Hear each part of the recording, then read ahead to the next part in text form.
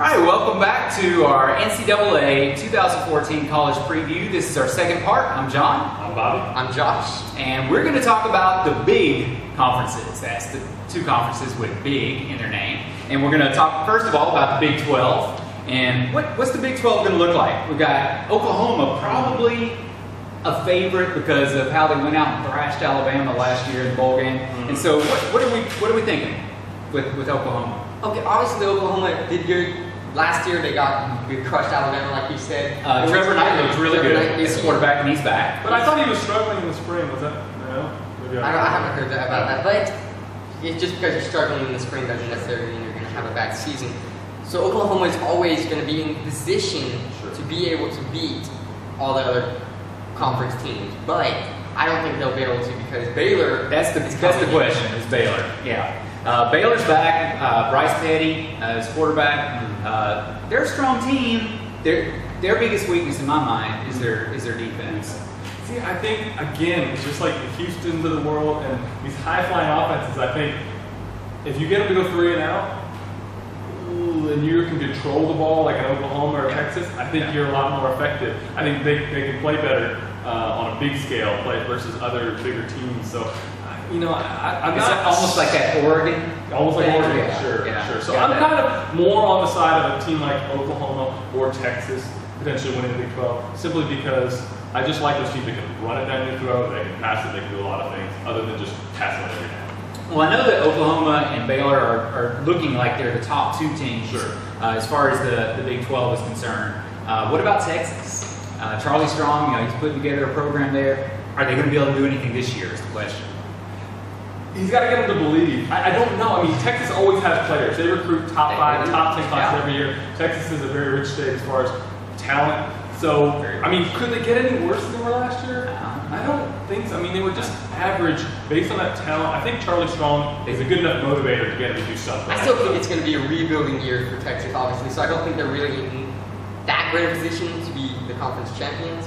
But one thing I did notice when I was looking at the Big 12 is the schedules. I just don't see any Big 12 team going undefeated. I'm not saying they can't make it to the playoff. I just don't see any of them going undefeated. They have tough conference teams, and they're also scheduling tough teams out of conference. It's just not an easy conference. The tougher schedules.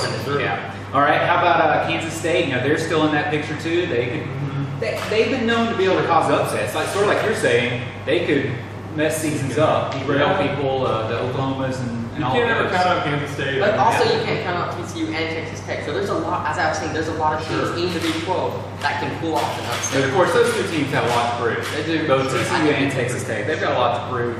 And then of course Oklahoma State that we've already talked about once. They've got a whole lot to prove. Sure. Tough conference in week one facing FSU. That's a tough opening game. But really, they're important at rebuilding time as well. So I don't know. I'm not expecting a lot out of them right now. Yeah. Okay, let's move along to the Big Ten and talk about that. Where it's the East and West in the Big Ten. And so, what are we looking at with this? Ohio State. I think that's the consensus pick from everybody. Would you agree with that? I would disagree. I'm choosing Michigan State Again, like they did last year. Just because I don't feel like Ohio State is that great. I get it. They have a good quarterback, Braxton Miller. He can throw the ball. Yeah. But when you're putting him against a team like Michigan State, who has a defense like the SEC, they got stuff. He couldn't do anything the whole game. It's just. I'm choosing Michigan State. I am picking Ohio State only because I just think on paper they're very good. But I agree. I think the showdown with Michigan State will be very important. But I think you look at week 2 when they face Virginia Tech. I know we'll get there next week.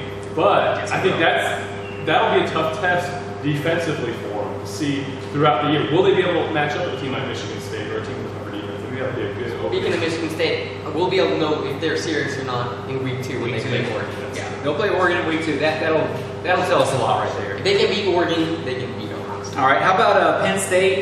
They still have sanctions, so they really can't go forward. But like we saw last year, they can win some games. They can play sport. Hackenberg, as far as a quarterback, I mean the boy can play. He can throw.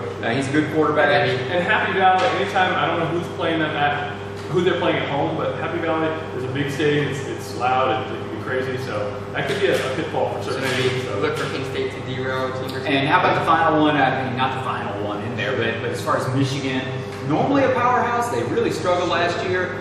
Devin Gardner, I mean, there was a lot of high expectations for him, and he just did not perform like everybody was expecting. And Michigan State's had Michigan's number for a while They now. have, So yeah. other Yeah. teams, it's just They've got Big Brother's number, don't they? Sure, which is funny because I remember Michigan was pounding Michigan State, and so Yeah. the tides have turned. But what about the new additions? What about Rutgers and what about Maryland? Do you think they could have an input? Could they play spoiler? I mean, everyone says, oh, they came from the AAC, maybe they can't do anything. Yeah. But I mean, They if might. these teams haven't matched up with these other teams before, they might cause some. You know, they might not have game film, and it might cause some. I would be leaning on one of the people who says they can't do anything. You would do that? Okay. Now, as far as in the West, we have Wisconsin. They're gonna open up with LSU, and so that's we'll see what they have. You know, I don't think LSU is as strong as normal right now, but you know, Wisconsin. I mean, they've got the potential once again to win the West. I'm putting Wisconsin at the top of the West to win it, just because Is that over Iowa and Nebraska? just Okay. because those are really the only two other big teams Really, in the West. I agree. The East is a lot more East is powerful stacked. right now than the West Yes. is. Yeah. And Wisconsin doesn't play, I don't think, any of the East teams this Yeah. year that are powerful. Okay. So if they beat Iowa and Nebraska, which obviously they can beat teams, Sure. if they can beat them, then they should make it inside that side. I think Nebraska's a team that might be a little desperate this year. I know Bo Pelini's been getting a lot of heat. I think they're going to have to perform, or he'll be out potentially. So I think Nebraska's got to play well. Wisconsin, I think you're going to have that same solid, tough-nosed team. So I think they could be a challenge, definitely for They the could West, be. and then maybe even for the conference. Yeah. All right. Hey, well, that's our look at the big conference teams, and we'll stay tuned, and we'll talk about the rest of the conferences as well.